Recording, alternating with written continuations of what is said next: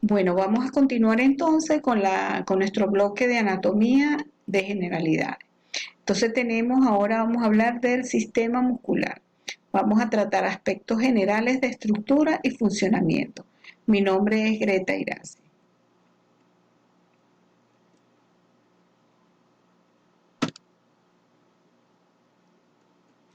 Entonces ahora vamos a hablar del aspecto embriológico. El sistema muscular, desde el punto de vista embriológico, deriva de una capa que se llama mesodérmica, que es una capa germinativa, y consiste en generar músculo esquelético estriado, liso y cardíaco. Y el músculo esquelético deriva más específicamente del mesodermo paraxial. El sistema muscular entonces es el sistema formado por músculo y su misión es producir movimiento en el cuerpo. Existen tres tipos de músculo. Músculo esquelético, también denominado estriado, porque al microscopio se observan estriaciones transversales y este músculo se inserta en los huesos y sus contracciones son controladas voluntariamente. El músculo liso, recibe el nombre de liso porque cuando se observa en microscopio no se observan las estriaciones transversales, se ve liso y este músculo es involuntario. Está ubicado o localizado en los órganos internos como en la musculatura del sistema digestivo y del sistema renal, también se ve en los vasos sanguíneos. Y el músculo cardíaco es el músculo que se encuentra en el corazón. Su contracción va a expulsar la sangre hacia las arterias y es una contracción involuntaria. Aquí en esta imagen podemos ver el músculo estriado cardíaco. Fíjense que se ven las estriaciones, son también fibras cilíndricas. El músculo esquelético estriado, esquelético porque bordea los huesos. Y el músculo liso que está, como dijimos, presente en el tubo digestivo, en el sistema renal y en vasos sanguíneos. Entonces aquí viendo desde el punto de vista histológico podemos observar entonces que el músculo esquelético, como le dije, se ven estas estriaciones transversales, ¿verdad? Tienen sus núcleos y son fibras. El músculo cardíaco también son fibras cilíndricas que terminan en una o dos ramas y esas se van a insertar o a anastomosar con la otra fibra del músculo cardíaco a través de estas conexiones que son proteínas que se conocen como conexinas. Fíjense que es un músculo estriado también. Y el músculo liso, entonces aquí vemos su núcleo y se ve que no hay ningún tipo de estrías. Los músculos son aproximadamente 600 músculos y representan el 40% del peso corporal. Son voluntarios y su actividad va a estar controlada por la voluntad. Las acciones, muchas acciones pueden ser reflejas, automáticas, por ejemplo los reflejos de estiramiento. Y los músculos esqueléticos promueven el movimiento. Si vemos entonces desde el punto de vista histológico, como le habíamos comentado, entonces vamos a observar que la membrana plasmática en la fibra muscular o en la célula muscular se llama sarcolema. El citoplasma se llama sarcoplasma y el retículo endoplasmático se llama retículo sarcoplásmico. El sarcolema tiene unas prolongaciones que se meten dentro de las fibras que se conocen como túbulos T y vamos a tener también mitocondrias y las miofibrillas que vienen dadas por la actina y la miosina. Entonces, esta organización de la miofibrilla es lo que le da esa característica de estriado. Esas miofibrillas que se intercalan entre sí son la actina y la miosina. En esta imagen podemos ver cómo aquí podemos ver la actina va a representar el filamento azul y la miosina rosadito. Cuando ellas se desplazan entre sí. Cuando ellas se desplazan entre sí, producen la contracción muscular. Es como si colocáramos los dedos entrecruzados y los desplazáramos uno dentro del otro. Eso ocurre en la contracción muscular. Entonces la estructura del músculo entonces va a estar formado por una fibra muscular que va a estar rodeada por un tejido conectivo que se denomina endomisio o sarcolema, y en su interior van a estar los filamentos proteicos que son la actina, la miosina. Además, los fascículos musculares es un conjunto de fibras musculares envuelto en una capa de tejido conectivo o conjuntivo denominado perimisio. El vientre muscular es la parte carnosa del músculo y está formado por haces o fascículos envueltos en otra capa de tejido conectivo que se denomina epimisio. Y finalmente vamos a tener el tendón o aponeurosis, que es la prolongación del epimisio, que se une al hueso o a otras estructuras. Entonces, en esta imagen vemos las miofibrillas que forman las fibras musculares. Las fibras musculares forman fascículos y los fascículos forman el vientre es el que se va a unir al tendón y el tendón se va a unir al hueso. Entonces vemos que esos fibras musculares están envueltas de tejido conectivo endomisio, el fascículo está envuelto en un perimisio y el vientre está envuelto en un epimisio, que al final esas fibras del epimisio van a formar lo que es ese tendón. La inervación de la fibra muscular está dada por una neurona, que es la neurona motora, que termina sus terminaciones neuronales del axón, van a finalizar sobre la fibra muscular, y eso es lo que se conoce como la placa neuromuscular.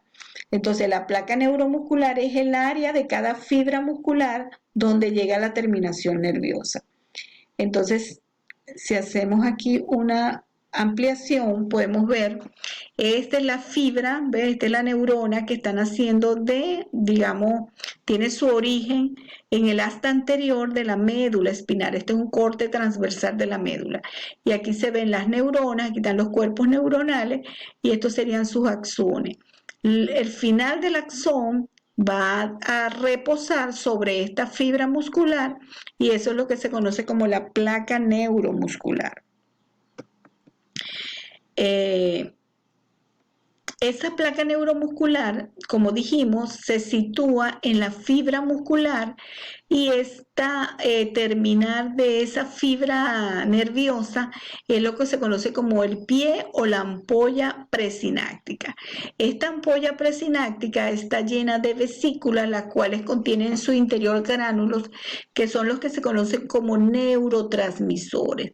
Los neurotransmisores, cuando llega el impulso eléctrico a esta ampolla o pie sináptico, se van a abrir unos canales, entra el calcio, y el calcio va a provocar que estas vesículas se degranulen y empiecen a liberar esos neurotransmisores a este espacio, y ellos se van a ubicar con unos receptores que se encuentran en la fibra muscular.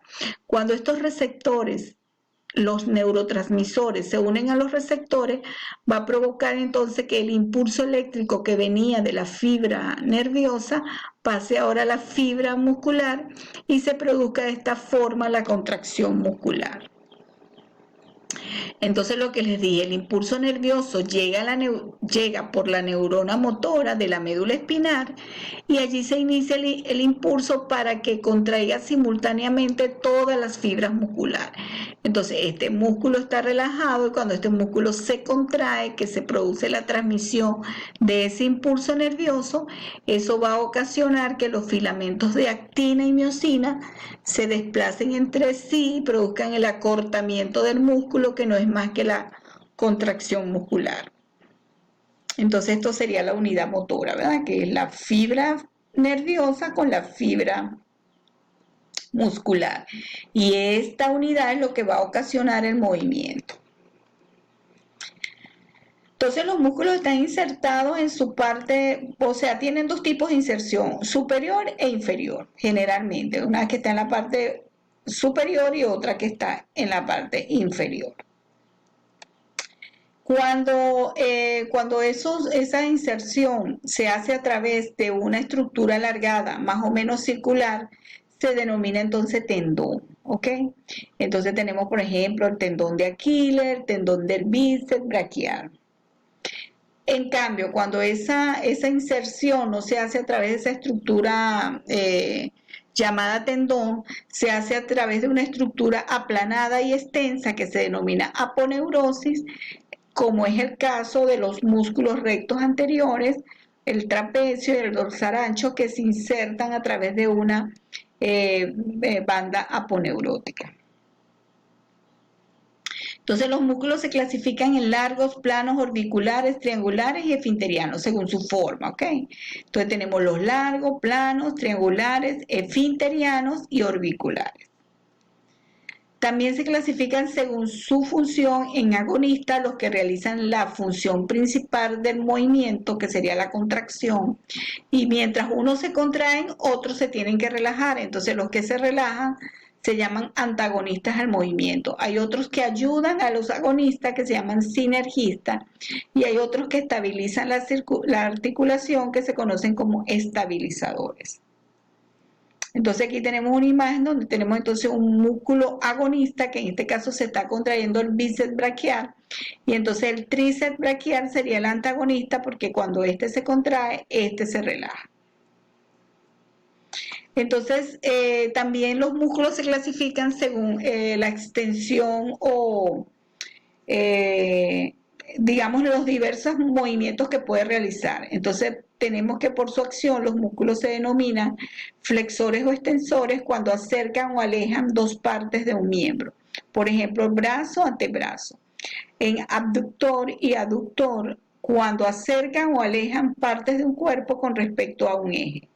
Rotador, cuando hacen que un hueso gire alrededor de su eje.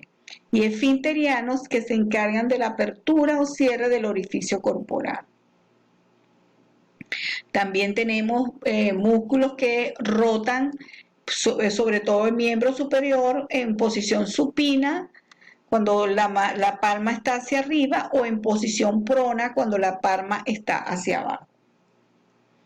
Según el número de vientre, entonces tenemos cuando tienen un solo vientre, cuando tienen dos vientres, entonces se llaman bíceps, cuando tienen tres vientres se llaman tríceps, y cuando tienen cuatro vientres se llaman cuádriceps. Entonces aquí en esta imagen vemos un fusiforme, que sería un solo vientre. Aquí tendríamos el bíceps, que tiene dos vientres. El bigástrico también tiene dos vientres. Hay uno que se llama poligástrico. Y después tenemos unos que se llaman unipeniformes, bipeniformes y multipeniformes.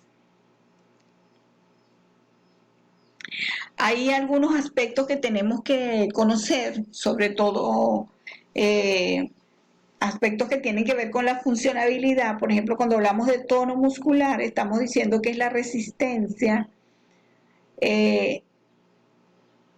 a la elongación pasiva o estiramiento. Es resistencia, ¿ok?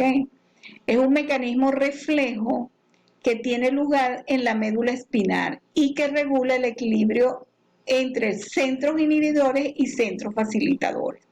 Los que facilitan la contracción y los que mantienen el tono muscular, tenemos entonces estructuras a nivel del sistema nervioso central, como es el globo pálido, el cerebelo, haces vestíbulos espinales y retículos espinales. Y estructuras que están en el sistema nervioso central que inhiben, que hacen que el músculo se relaje, sería el núcleo rojo, la sustancia negra, la corteza cerebral y el cerebelo. Entonces, en esta imagen podemos ver unos aspectos morfoestructurales del músculo. Entonces, aquí tenemos la zona de inserción, que habíamos dicho que podía ser superior e inferior, que en este caso lo está haciendo a través de un tendón, ¿verdad? Tenemos la parte carnosa del músculo, que habíamos dicho que era el vientre. Entonces este es un solo vientre en el caso de este músculo. Y la otra parte, que sería la parte inferior de inserción, que es la extremidad del músculo que tiene movilidad durante la contracción. Entonces, estos serían los aspectos estructurales de los músculos. Con esta imagen terminamos esta parte que tiene que ver con unas generalidades relacionadas con los músculos. Entonces vamos hasta nuestra próxima entrega. Que pasen buenos días.